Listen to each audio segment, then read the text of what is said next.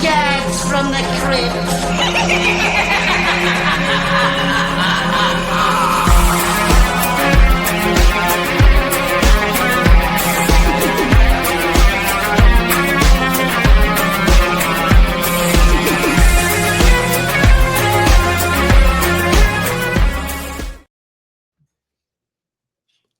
Hello, boils and ghouls. Welcome to episode 213 of Dads from the Crypt. My name is Jason. I'll be your host this evening, day, wherever we are. Afternoon.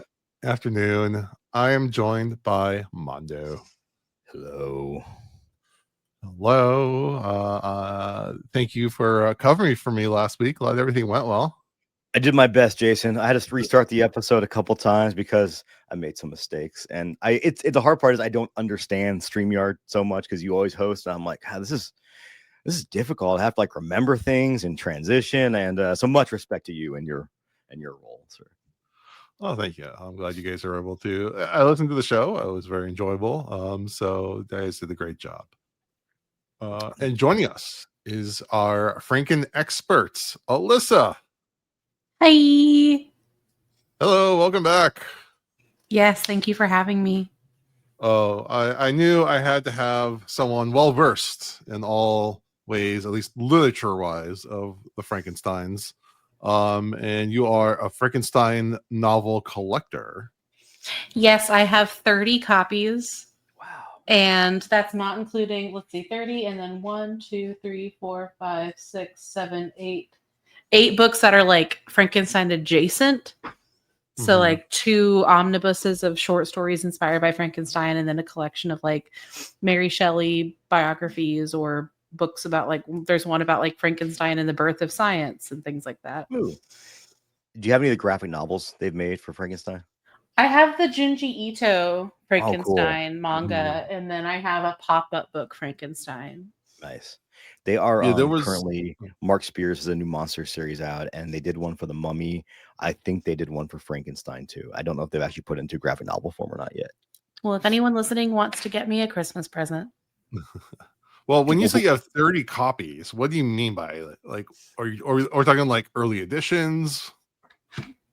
The middle shelf right there is literally they're all different copies of Frankenstein. I don't have any cool old ones because those cost thousands of dollars. But since it's in the public domain, publishers can just publish whatever version they want. So I just collect them. My friends were just in the UK, and apparently they got me one that I'm gonna like. I haven't seen it yet though, so I'm excited. Yeah. That's cool. Yeah, I had a graphic novel back in the 80s when I was growing up that I read a lot. If I Google, I can find it. But yeah, okay. So this week we are talking about Frankenstein. But before we do that, quick plug for our Patreon. That's patreon.com or whatever it is. We have many reviews that you can listen to with me and my friend Michael on Weapons, Companions, Strange Darling, the first Simpsons Treehouse of Horror episode, Ichi the Killer, and Ugly Stepsister. And we have more coming out later this month. We also have a poll on our Patreon, and this is at the free level, so anyone can just subscribe as a free member and answer. And we want some feedback on what kind of content you would like us to run on the show. So I know based on our listens versus how many Patrons we have, there's a lot of people who aren't even signed up for the free level, so really appreciate if you go check out the free level and just to give us some feedback. We want to hear from you, so please go hit that up. Also,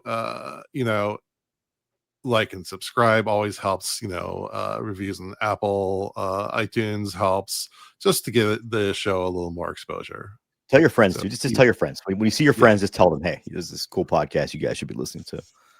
And if they say, I'll get to it, you can always threaten them. That is a possibility. If they think you're crazy, you can just let them think you're crazy. You don't have to be crazy, and just threaten them and say if they don't listen to it, you'll do bodily harm to them, and then maybe they'll listen to us.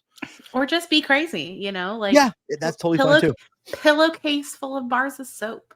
Yeah, you don't have to do anything bad to them. They just have to think you might hurt them if they don't listen to you. Well, I was going to say, the holidays are coming up. You're all going to be in the car together traveling. You're the dad of the family. You're driving. You get to choose what people listen to. have everyone listen to some dads from the crypt in the car and then subscribe while they're listening. Or if you're driving and you have your friends in your car, threaten to drive off a cliff if they don't subscribe. Oh my God. I'm just saying, you don't have to do it.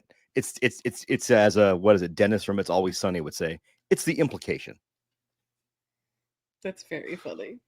All right. You just drive, you just say, hey, 1 to 10, how much would you like to live today?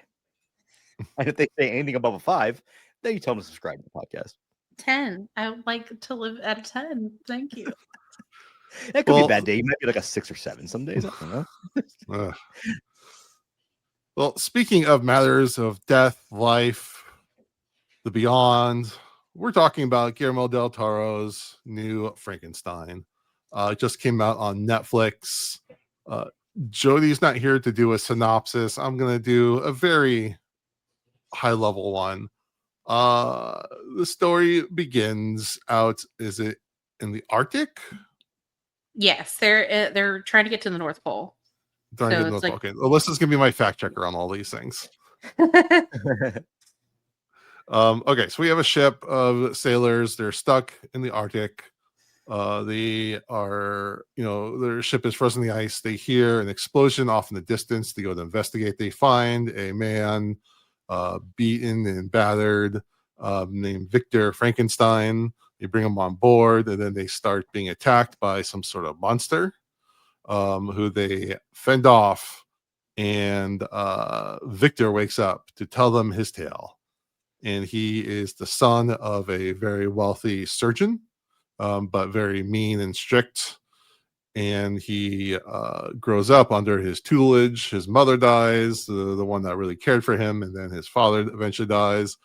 And at this point, he decides that he wants to master life and death, to surpass his father and make sure that someone like his mother is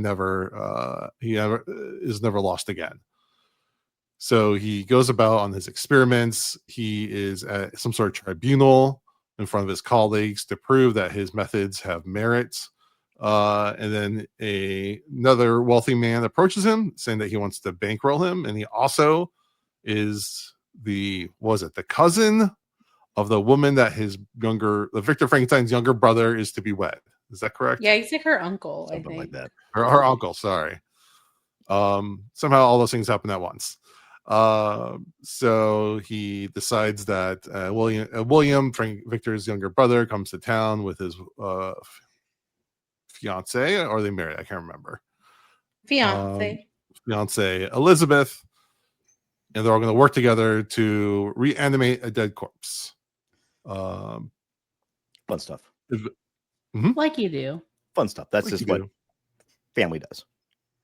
And one of my favorite changes from the source material is that instead of grave robbing, there's a war happening, so they go out to the battlefield, and that's where they get their body parts on the frozen battlefield that are all still like preserved. So that's pretty cool.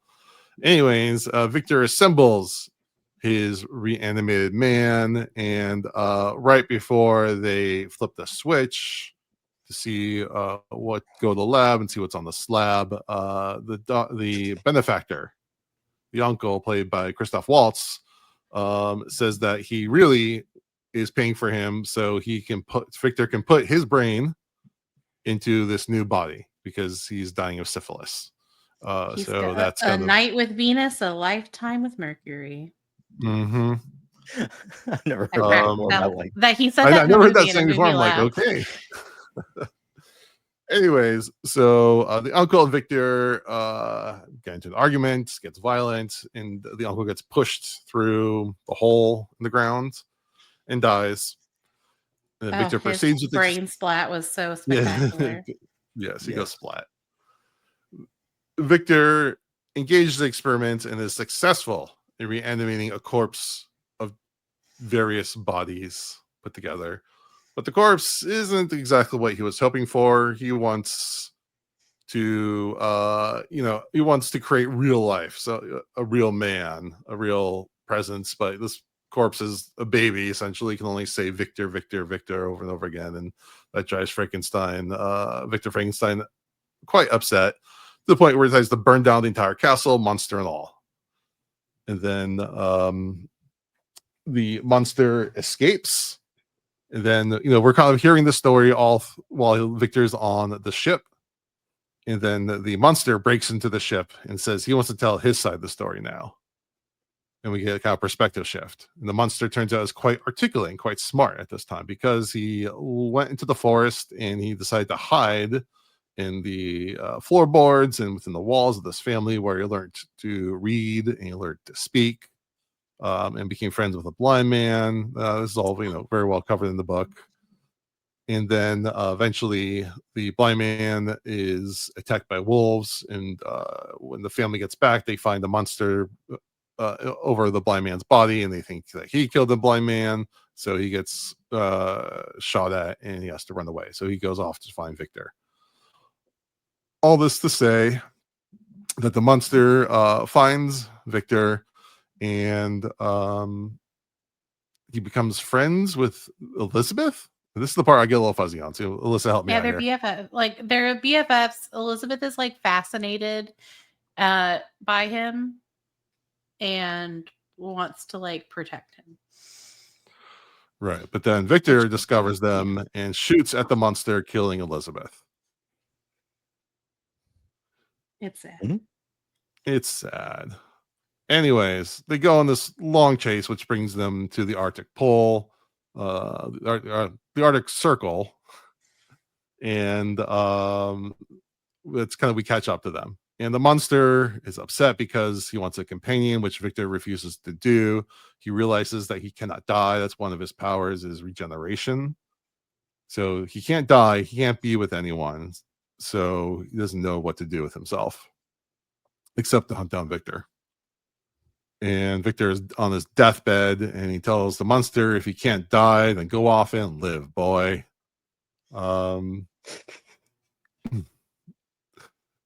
And he passes away. The monster frees the men from the ice and goes off into the sunset on the ice. You did it. And that, You summarized the movie. yay. All right, Alyssa, Yeah. tell us what you think about this movie. I cried like twice. Oh, okay. A of all, I'm an easy crier. B of all, I am easy. I was just moved. It was the scene where the blind man was like patting him on the head and telling him that he was good, and that made me cry. And then the end where he like forgave Victor, and Victor died, and I was like, oh man. And then he walked into the sun, and I was like, this is so beautiful. Guillermo del Toro did it again. And then I really liked this movie. It is different from the novel, and I know some people have taken issue with that, but it really doesn't bother me. I think that there's, Guillermo del Toro said in an interview recently, he was like, you can take it out to dinner, but ultimately you do have to take it to bed. And I think that that's true. Like he had the spirit and the essence of the story, almost perfectly correct, in my opinion. I know some people may not agree with me, but that's okay. It's up for interpretation, and individualism is great. So, but I thought it was wonderful. I thought it was beautifully shot, and the costuming was spectacular. I think Mia Goth is so beautiful and stunning. If I had 2 nickels for every time I almost got to see Oscar Isaac fully nude, I'd have 2 nickels from this and Dune. But like artfully shot nude stills of Oscar Isaac. That man likes to show bush. Yes, he does. But he does. He's a very good actor. I don't love his accent. I wish he was just like, I wish he just had a neutral, regular accent. And there are some differences, major differences between the book and the movie. Like I was telling Jason pre-show that in the book, Victor has 2 younger brothers, one of whom, William, is like a small child, and he is killed. And there's like a whole side plot where they think like the governess did it. And there's, just a few differences. Like Elizabeth is raised with them as a ward, and it's more like subdued and like, traditionally feminine. which makes sense for the time in which it was written. I liked the take that they did Mhm. for her in the movie and gave her a lot more agency, and I appreciated that. I liked her interest in science and her lack of fear. I found very fascinating. But yeah, I loved it. 5 stars, instant favorite. All right, Mondo. I'm very much in the same boat. This is, I mean, when this movie starts, it has Del Toro's fingerprints all over that, and I mean that in the most positive way possible. Everything about this movie, like Alyssa said, beautifully shot. Thought the acting was phenomenal. Frankenstein is a classic story, and I think it's one of those stories that a lot of people kind of don't. I don't want to say it's underappreciated, but I think a lot of us know the basic story of it. But then when you get into the really nitty gritty and nuts and bolts of it, it's just there's so much beauty behind everything that goes on in this, and the character of the monster being such a tragic figure. And like Alyssa said, like I was also like choked up a little bit when he finally got his first little bit of praise, because he's not a bad creature, right? And it also shows how man can manipulate things and how we can take these. You think, right, like giving life to something would be one of the most beautiful things you could possibly do, but here we are in an era where, like, yes, giving life is beautiful, but then what do? He turned this creature into this. He turned it into a monster. It wasn't a monster to begin with. He turned this thing into a monster, and part of that is kind of the Prometheus story, obviously, where it's you created this great thing, but at what cost? And yeah, go ahead. I'm sorry. I was going to say it's also important to remember that throughout the whole first part of the story, you're hearing Victor's side of the story. So every like perception of the creation is through Victor's eyes. That's a good point. Yeah. And it's also interesting too, because I read this online and I thought this was actually a very interesting take on this, that they were saying that the monster can almost be seen as a tragic figure in being like what autistic kids go through. Whereas all the monster can say is Victor. It's the only word he knows how to say. And it's Victor becoming increasingly more and more frustrated with him because that's all he can say. Which is tragic in its own right, because you have this creature that wants more and more, and all he knows how to communicate is by this one word. And yet he has his father, essentially this person that he sees as his father and wants to love, almost treating him this way. And I think it's a lot of what, I have a nephew that's nonverbal autistic, and I can't imagine like going through life like that. And it's almost the thing where a lot of people say that some people it's like they know what they want to say, they know what they want to communicate, but they can't because they don't know how. And that really kind of pulled at me too. But overall, I love how it's broken up in 2 parts. You see Victor's story, then the monster story. I really, really did love that. And all overall, like, I think this is a phenomenal movie. And I'm only upset about that I didn't get to see it in the theater, because god damn, is it gorgeous. And the way it's shot and everything is just perfect. I thought the violence in it was very, very well done, that it gives these gory, realistic, violent moments, but I never felt like they were gratuitous. Even like when you see Dr. Frankenstein's lab and they show all these horrific creations as he's going through, I never felt though it being done for shock value. It was done really and honestly to enhance the story. And even the violence that you see the monster do to people, it's very quick. It doesn't dwell on it too much, but it's also in the reality of what this creature could actually do. And the fact that he could just murder everyone on the ship if he really, really wanted to. Right. If you really, really wanted to, but he really doesn't. He doesn't start hurting them until they start hurting him. All he wants is Victor. That's all he wants. And at the very end too, it's almost sad when Victor says, "Go live your life," because that's like all he wanted was praise from Dad. Like the monster has a praise kink. I don't know. And all he wanted was praise from people, and he finally got praise from the figure that he really wanted it from. Beautiful movie, gorgeous movie. I won't upset Jason, so I'll give my rating and review when he gets to that segment, because I saw him make. Oh, sorry. No, it's fine. I was just No, excited. that's fine. but Jason made that face of like, I'm not mad or disappointed, just slightly perturbed. That's his. I can. I'm a dad too. I get that face. Like, he made the Bob's Burgers. Like, I'm not. I love you all, but you're terrible. No. I spoiled my review for everyone. Go watch this goddamn movie. I struggle with this movie, and I knew I would going into it because here we go. Here we go. Well, okay, hear me out. Because the book is obviously one of the most influential sci-fi horror books of all time. It's It like was one of the first sci-fi books. one of the first sci-fi horror books. Like, I don't know if I don't know if where Jules Verne is before or after Mary also. Shelley. Yeah, because this was came out. What you probably know the exact year. The first 1818. Oh, 1818. I knew that one.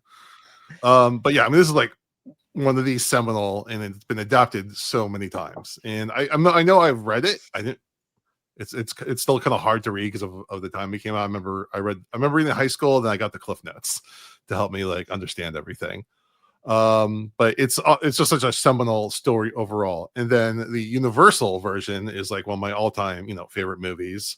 And my last name is Stein. My father was obsessed with Frankenstein to a degree, to the point where he convinced me that we had an uncle named Frankenstein, where we did a family tree and we put a branch out for Frank. And just to prove it even more, here's my mouse pad from 1997 I still use. That I'm seriously considering getting this as a tattoo.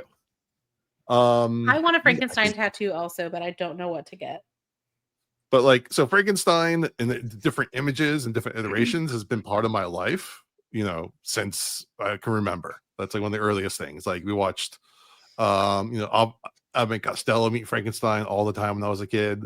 So like going into this, I have all these like different interpretations of Frankenstein kind of vying for as part of my love of the property. So like the first hour I felt was a little on the slow side, because it's all just Victor's kind of upbringing. And I had trouble relating to him to a degree. Like, first of all, Charles Dance, we get like, it's almost a trope at this point that he plays an awful father, because that's pretty much every role he does. And he even played Victor Frankenstein's father in another Frankenstein movie, Victor Frankenstein, because I had to look it up. So I'm like, I didn't know that. Yeah, so he's even playing the same role again. So I understand the dynamic, but I felt like they really could have condensed that a little bit just to get things moving. Once we really get to the Christoph Waltz part, and then when he starts building the monster, and then once the monster comes to life, that's when I was like, okay, I'm into this now. I don't know if I didn't like Oscar Isaac per se, or I just had trouble with the character being kind of like rock star scientist. At one point, it was going to be Oscar Isaac as Victor and the Spider-Man guy, Andrew Garfield. Andrew Garfield as the monster. I kind of want to see Andrew Garfield play Victor Frankenstein, because I never really. Sorry, I just I agree. Because in the book he's like 19, 20 years old. Like, I need little freak Frankenstein. Yeah. I think my problem with the first half, it was so much about Oscar Isaac, and I don't really, I get what they were going for, but it didn't really jive with me per se. That it was like kind of a slog to get through. And also, this movie's like 2.5 hours long. And I don't know if it's like a Netflix thing, or they just said like do anything and everything you can. Now, it's gorgeous. Like those coffins were so freaking cool. I think it justifies its runtime, and that's coming from a guy that generally does not like long movies. I think it does justify its runtime. I never feel like there's parts that are just there to pad that. You know what I mean? Like, you watch some movies and you're like, not pad, but yeah. I mean, gratuitous. They could have probably cut a little bit, but I also am happy they didn't, which is pretty rare for me to say. Now, I think okay, so let me finish. So I think once the monster starts going, that's when I'm like, okay, this is the movie I want. This is the adaptation of Frankenstein I've always kind of been curious about, to see this kind of sympathetic, intelligent monster. And Jacob Elordi does an amazing job. Oh my god. I really, really want him to get an Oscar for this, at least nominated, because he brings such physicality to this role. The makeup is amazing. He brings a gentleness to this violence form, a form that is capable of strength and violence and anger, but he just brings a gentle hand. He is so good in this, and I loved it. Again, once he starts getting in there, I loved it so much more. And like you said, yeah, it's actually shockingly violent in some places. the when Victor is like assembling his monster, like going through the different bodies that he got, and he's like grabbing a leg, and it's all got that like that jiggle that like you need a really good like cadaver like makeup effects person to get that like bodily jiggle that you're sawing through it during like a music montage. I was like, this is gross and amazing. I want to puke, but also I can't look away. It's out of curiosity, I don't know in the book if they mentioned this, but I do like how it's kind of a small little piece when he says he wants the biggest man, longest limbs, because it'll be easier to assemble and yes, and reanimate. Was that in the book as well?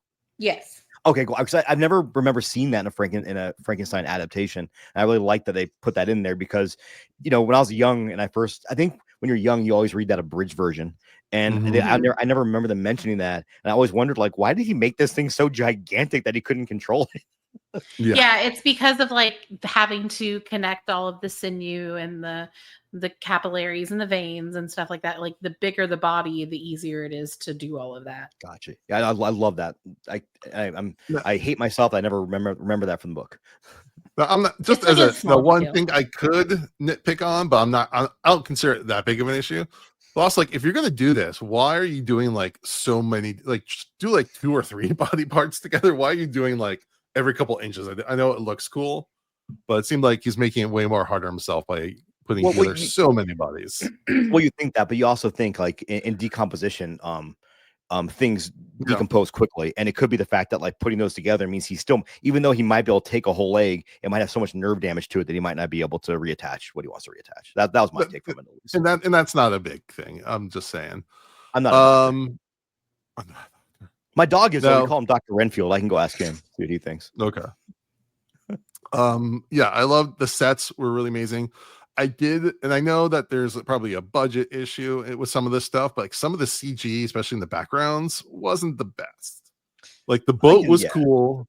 The boat was very cool because it was obviously a real boat, but like it had that like that CGI infinity view behind it that like didn't look great per se. And again, I know that's just the reality of filmmaking. I think these days is doing things on like a volume or whatever it is on a big green screen.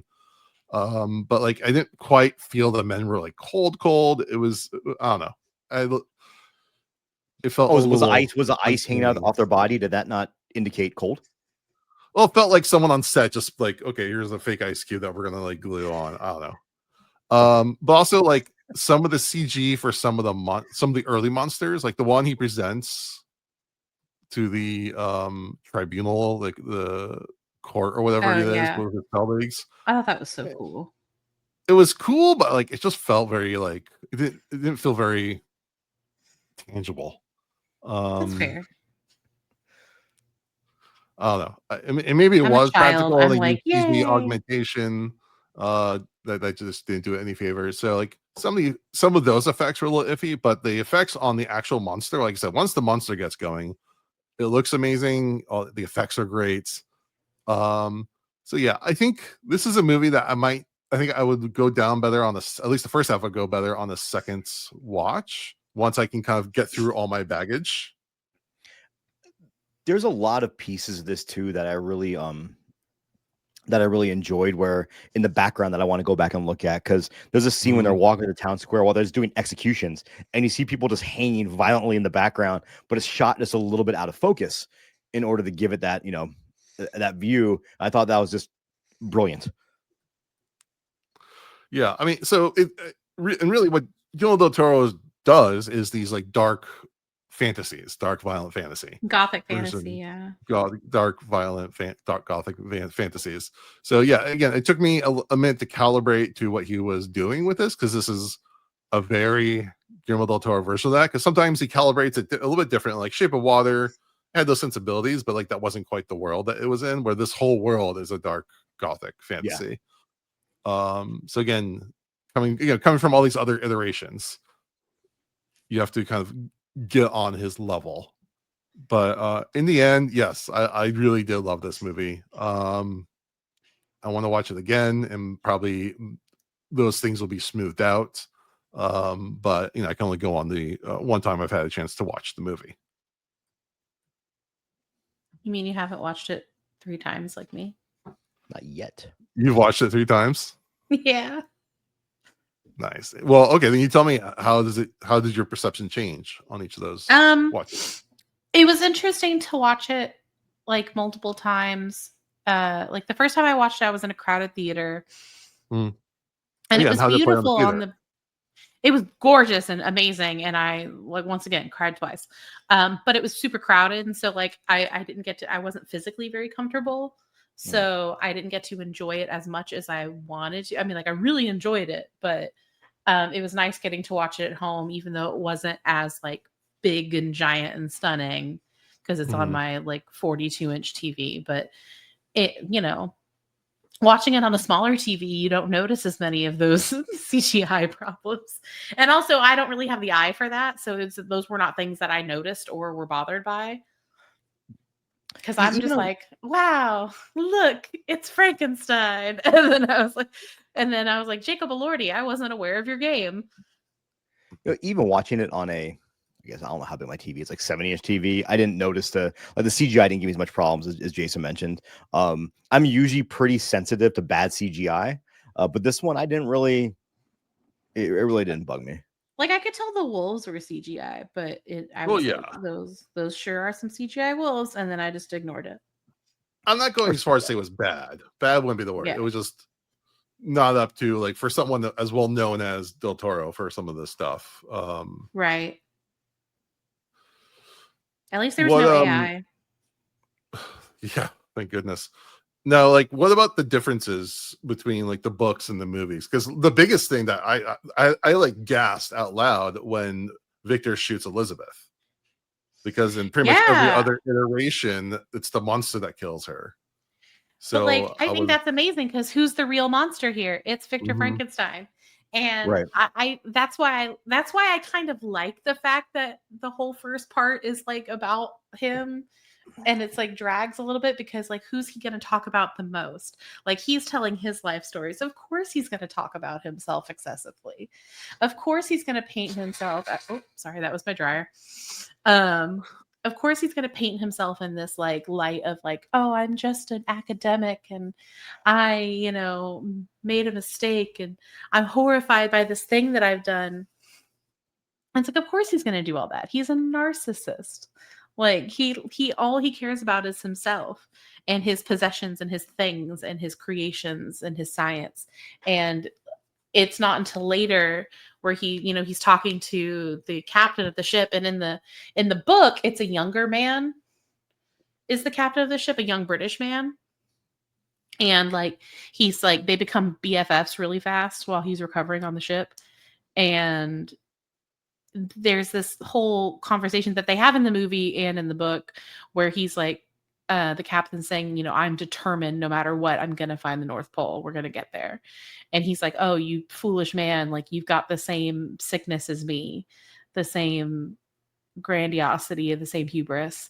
And I thought that, I think that's really cool that they were able to play that in hindsight where he does have a change of heart.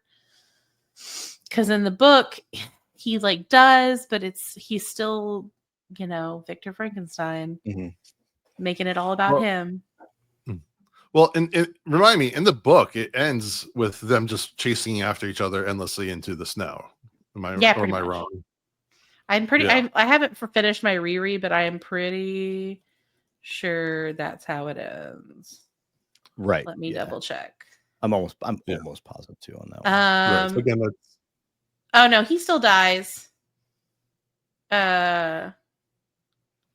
He still dies, and then he dies, and then the creature tries to burn himself, and then he disappears into the wilderness. Okay. But at least, this one cares much more about the monster, but the problem is it just takes so long to get to the monster. Because it just kind of sets up Victor. And again, when he shoots Elizabeth, like he's like shocked for a moment, but we never really come back to like any grief or anything about that. So I don't know. I kind of feel like Del Toro like wants to put Victor on display and show him as this kooky, deranged scientist full of hubris, but never like really wants to get that much deeper. And then just give him like a really quick redemption arc where he's just like, okay, then let's get to the monster and get to the really good stuff. which is fine. It's just a bit of a slog to get through that part, I thought, on this first watch. I can see that, but I feel like it wasn't a redemption arc, in my opinion. Like, it was just more so him accepting his fate and realizing what he was. Yeah. But they never like, he never atones for his past sins. Yeah. Well, okay. Yeah, exactly. He just says that one line, like, okay, fine, I'm gonna die. You go live. I'll give you like one pat on the head as it, because it's really, because I feel like the book and a lot of the other iterations are about man trying to play God, where this is more like a son trying to become a father figure. And like, it's more about father son dynamics than like man god dynamics. I mean, it's still there, but like, Well, sorry. No, go ahead. There's something to be said about, the circumstances of Mary Shelley's life and upbringing, because her mother died in childbirth, giving birth to her. And and she dedicates this book to her father, James Godwin, who is this like famous philosopher and academic, and also kind of an asshole. And I think that there's something to be said about her writing this story about abandonment and parenthood and being, what does it mean to create and to deal with the consequences of that creation, when she is like quite probably was blamed or blamed herself for her mother's death. Right, which is interesting because the mother dies giving birth to William. If I remember in the movie? Yes. So it's interesting that like the father prefers the son, even though he's the one that but was part of the wife's death and not the older son. So I mean, themes of man trying to become God, father becoming son, they're all kind of tied together. It's all kind of the same, lineage, God/father issues. Yeah, daddy/God issues. So yeah, I mean, there's a lot to go there, and I do think the film, again, Charles Dance playing an asshole father is like a trope at this point, but he's just so damn good at it. It reminds me of like Justin Long movies where he's in predicaments. Yeah. Like, if Justin Long's in a horror movie, something bad's going to happen to him. And if you see Charles Dance playing a father, he's going to be a bad father. Well, one of my favorite things ever is Richard Dawkins, who plays in Step Brothers, and he's also Jeffrey Dahmer's dad in that Dahmer series. Oh, yeah. Someone made a meme of him after that Dahmer series, and it basically said, "Can we stop giving this man children to raise?" But yeah, and also the release strategy is interesting because they did a very limited release. I think because they wanted to be Oscar eligible, and I'm assuming if the movie does get nominated, which I think has a good chance for, but who knows with these things, that they're going to do another re-release to get everyone to go back and see it. I hope they do, because I'll also get people like me who watched it on Netflix who didn't get a chance to see it in the theater and then definitely regretted it. Right. So I think they're trying to create a demand for when Oscar season like really kicks off and the nominations come out. I'll bet you they're going to do another re-release.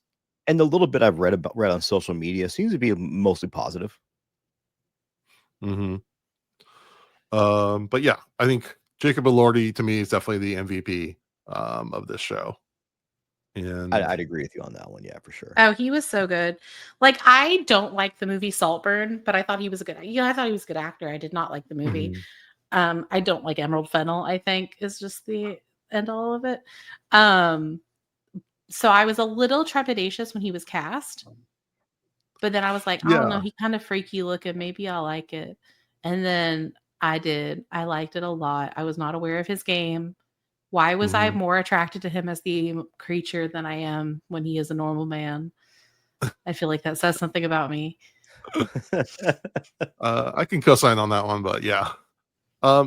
Yeah, I mean, sometimes actors aren't given a role to really get into. And yeah, I've only seen him in Saltburn, and I thought he was good in that. But yeah, it was, the role was what it was.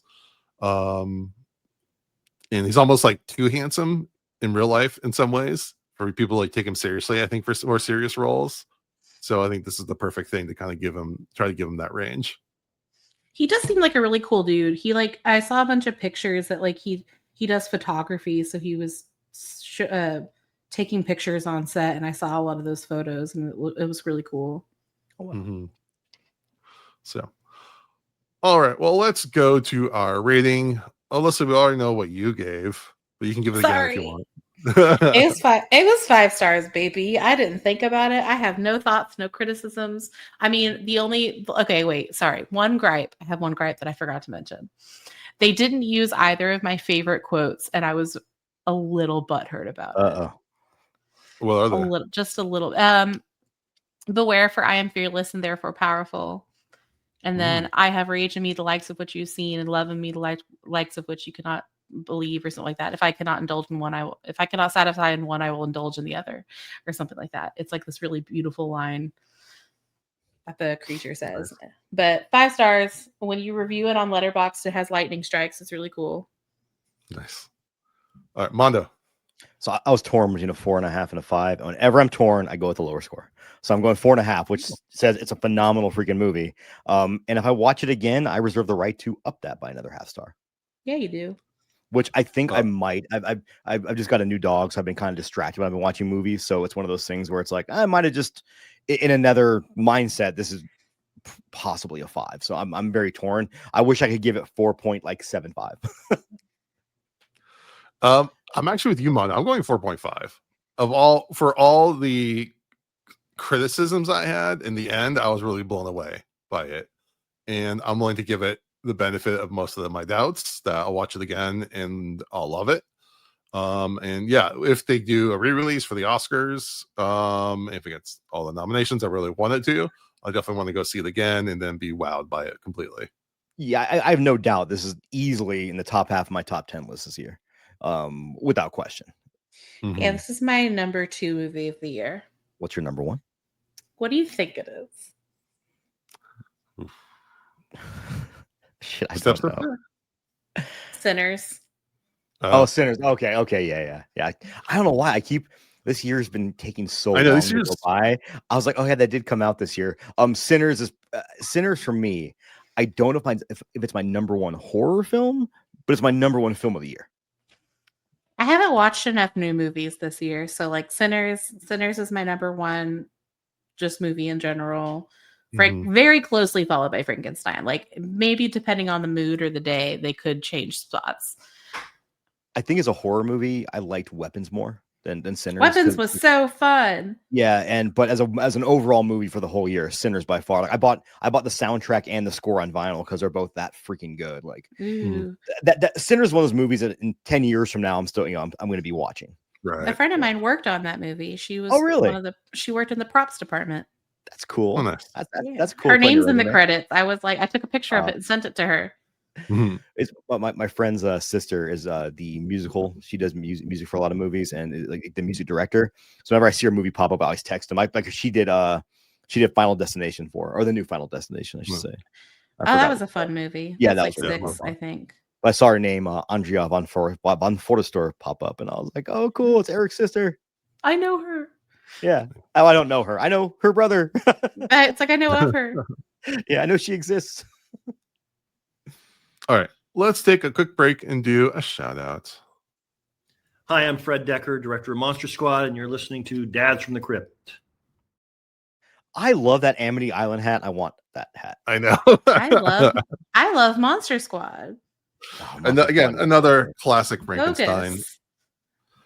And again, that's part of my love of Frankenstein is all these different iterations and takes on it. And like I said, this is probably the closest to the novel on the big screen that we've gotten.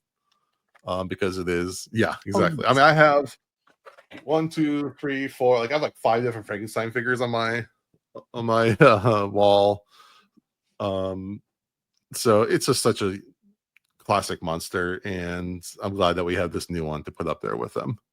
Alyssa, I need your help on this. I've been trying to talk Jason into having his child go as Dr. Frankenstein for Halloween, and he'll be Jason will be Dr. Jason Stein, and his son will be Dr. Jason Stein's monster.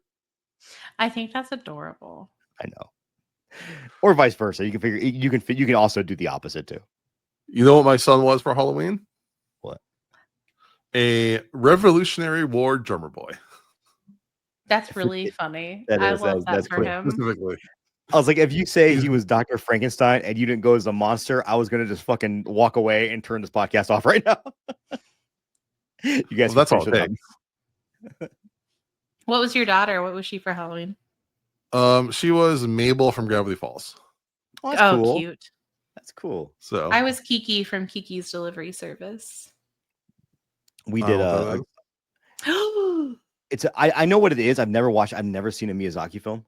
Oh my gosh, you which should. one is Oh, I know. So I have them all on my iTunes account, and then I was gonna watch on a plane ride, and then I ended up getting. I was in Philly, and I was flying home. Like, cool, I'm gonna start watching these movies in the airplane, and then I started feeling like I got a cold, and I wasn't feeling very good, and I didn't want my memory of watching a movie for the first time being on an airplane while I wasn't feeling good, because I think that kind of can skew how you watch it. So it's on this never ending list that. Have you guys ever watched The Good Place, the TV show? Mm-hmm. Yeah. Not if you guys have watched the whole show to the very end. I haven't watched the last season. So I don't ruin it for me. can't even say what I'm gonna say. But Okay. they eventually get bored with the afterlife. I won't say what happens, but they get bored because it's like we've done everything. And I'm like, man, there is so much shit that I want to rewatch, reread that I haven't seen. Like so many hobbies I have. Like I feel like I could get at least a couple million years out of the afterlife. There you go. All right, Mondo, give us your song of the day. So I was just gonna go off the word Prometheus because it's just easier. And there was a band by the name of Emperor. Started in the early days of the Norwegian black metal scene, but they never got into all the hubbaloo of fucking hullabaloo. Yeah, I was gonna use that word, and I realized I don't know how to pronounce it. This is why we need a librarian on our show. Yes, but they didn't get into all the church burnings and all that stuff. They're just part of the scene, and they're also making some of the most sophisticated music of any of those early bands. Like you listen to In the Night Side Eclipse and the song I'm the Black Wizards, which is arguably their most famous song. It's got like the textures in that song. It's just unreal to think that like some 17-year-olds wrote it, like just unbelievable. But they decided to call it quits back in 2001, just as a thing of saying, hey, we've gone as far as we can with this band, and we don't want to just make albums and make money.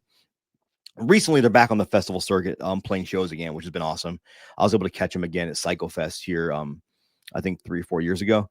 But their last album was called Prometheus: The Discipline of Fire and Demise.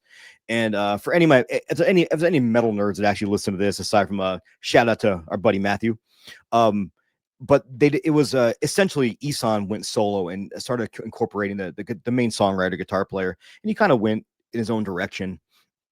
And this album was like the perfect segue to that. One of my favorite songs off this record is called In the Wordless Chambers, and I highly recommend people listen to it.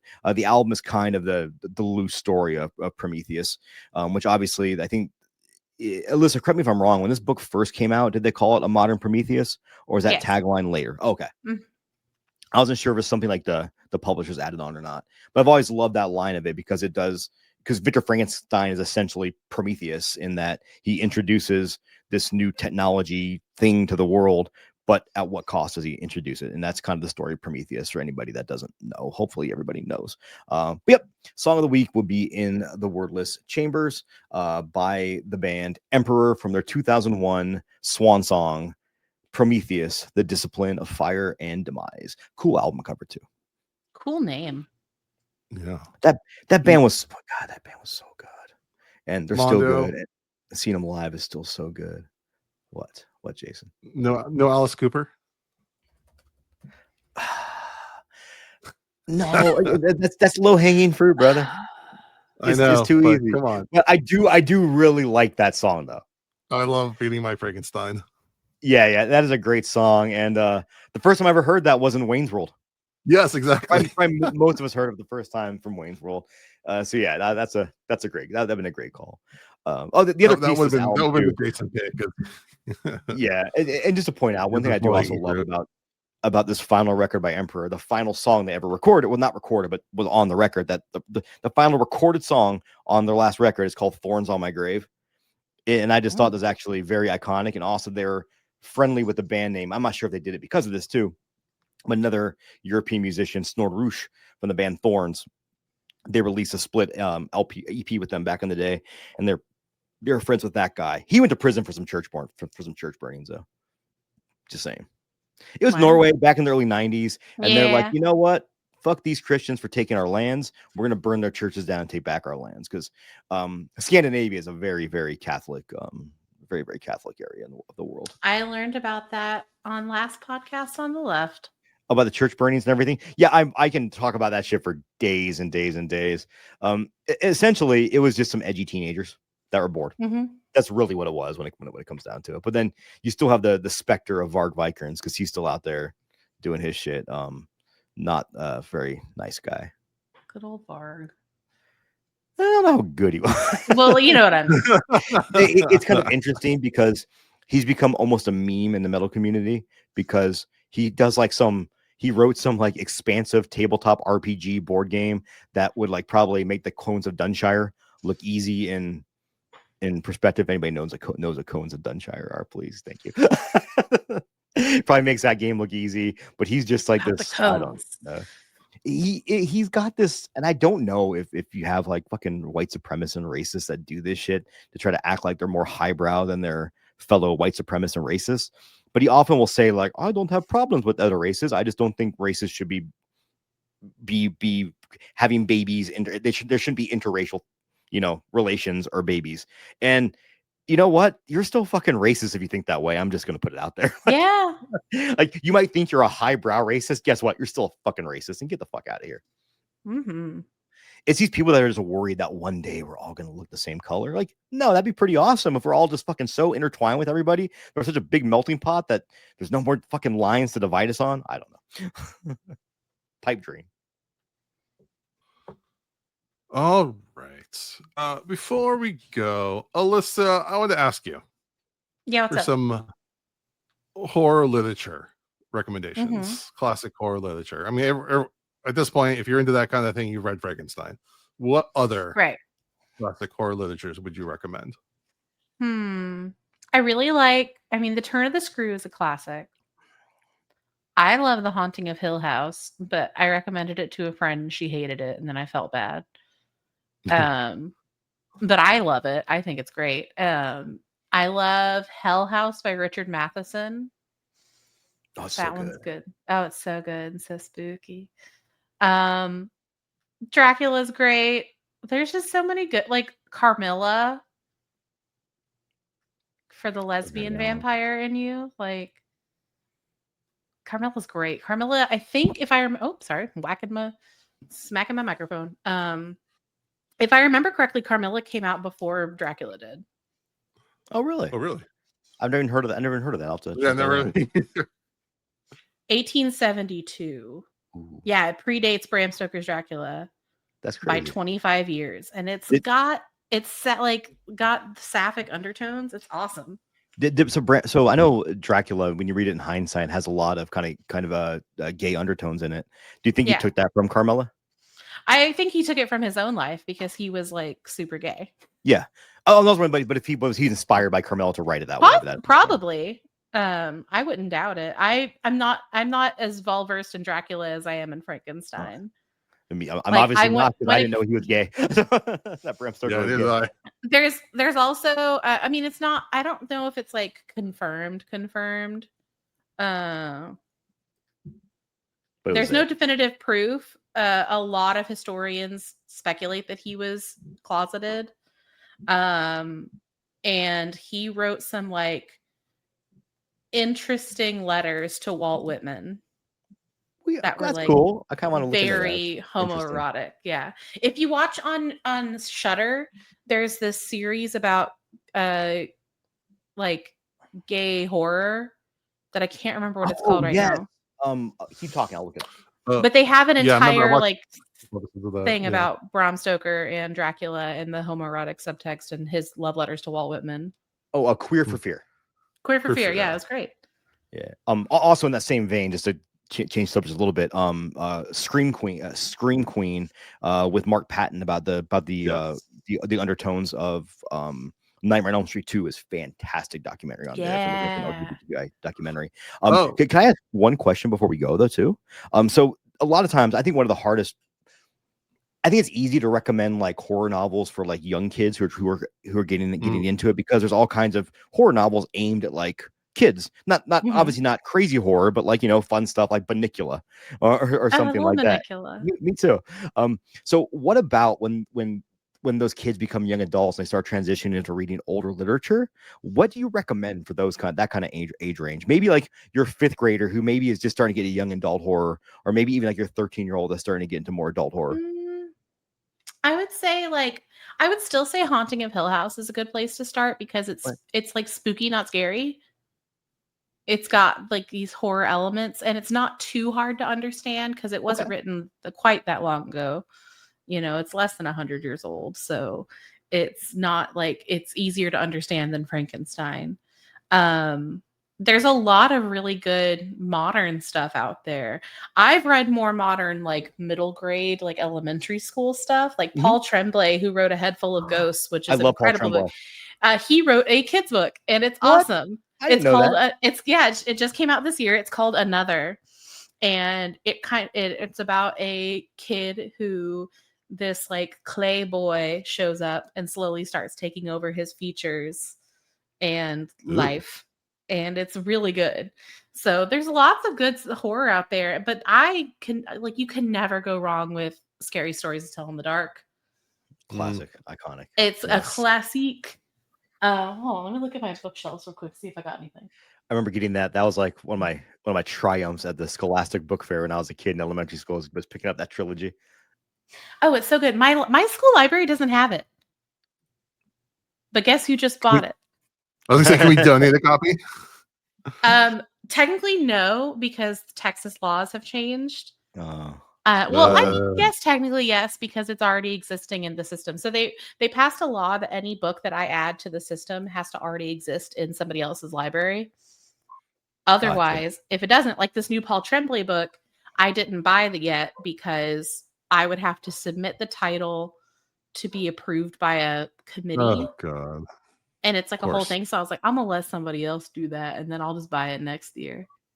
Don't get me going. So I got like all of Goosebumps and stuff for my That's library. awesome. Is there a way that we can that our listeners can maybe help you get more books in your library? I'm good on books because my principal gave me $3,000 to spend on books this year. Oh, nice. Wow.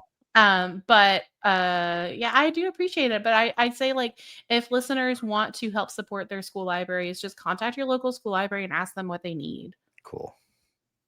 Because Lord knows schools can use help.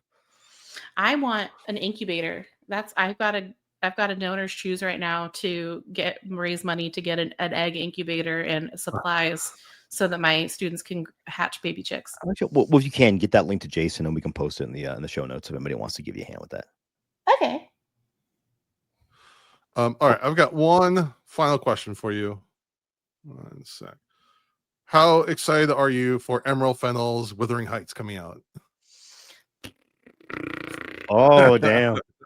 One, don't like Emerald Fennell. I don't like her movies. I'm so sorry. I'm a hater. I'm kind of trolling you. She did Promising Young Woman. Oh, I like and Promising Saltburn. Young. I didn't. I haven't seen Saltburn.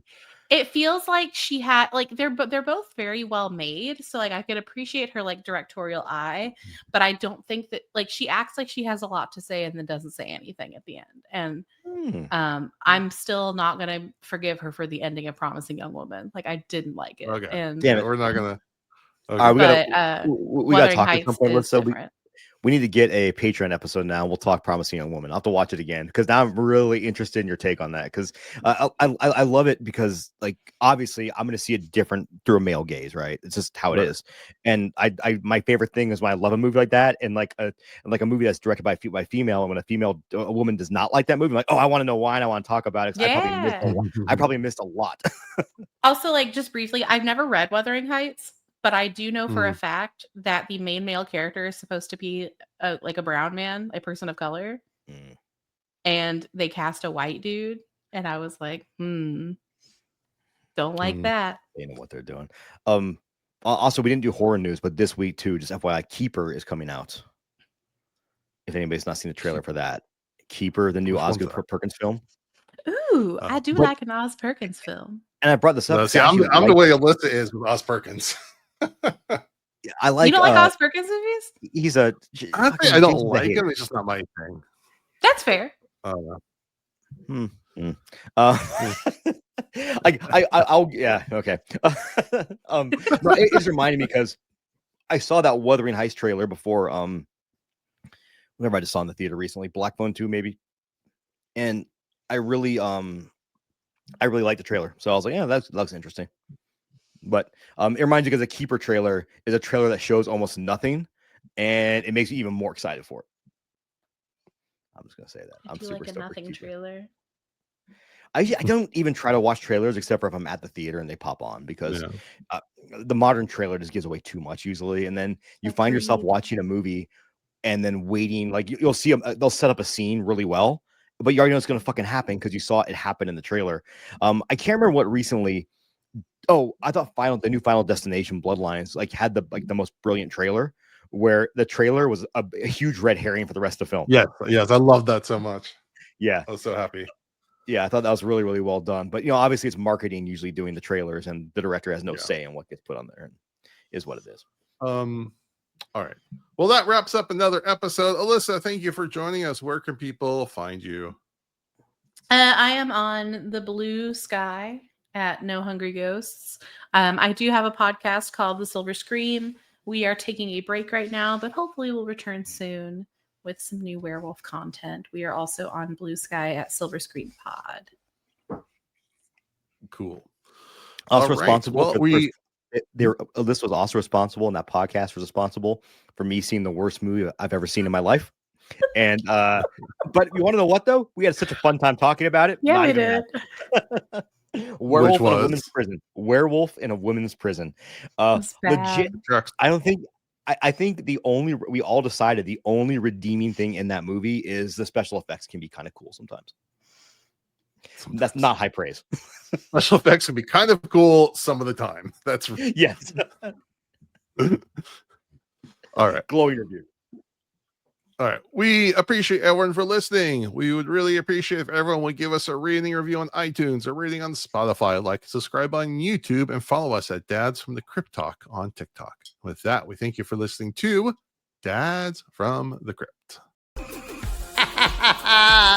Follow Dads from the Crypt on Facebook, Twitter, and Instagram, or I will follow you to the grave. No, seriously, you really should watch. But be careful what you ask for. You may get it.